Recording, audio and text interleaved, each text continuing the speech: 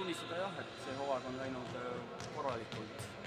Eesti meistrivõistlustel algusest peale nagu õnnestus saada kohe võidulainele ja üks komistus oli vahepeal. Ja Eiblis tulid ka ilusad võidud, nii et 2 nädalat on aega veel valmistuda ja siis tuleb Moskva sõita.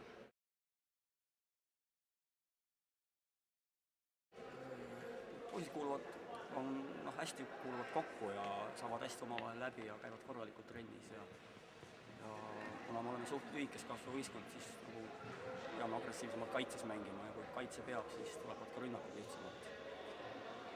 Eks see ongi edu kant meile, et üritame nii hästi, kui saame kaitses hakkama saada.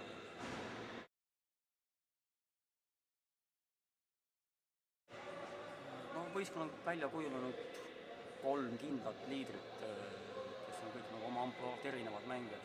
Väga kindel mängujuht Sander Saare, hea ründav tagamängija Aleksis Anijärv ja tugev ääremängija Georg Tammer.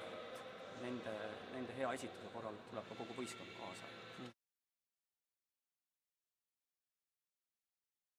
Järgmine hooaeg saame veel mängida Eibli turniiri ja tuleb hakata A-klassis ennast vanematega ringa pistma. Siis 3 aasta pärast paistab, mis saab põhivanus jälle käes on.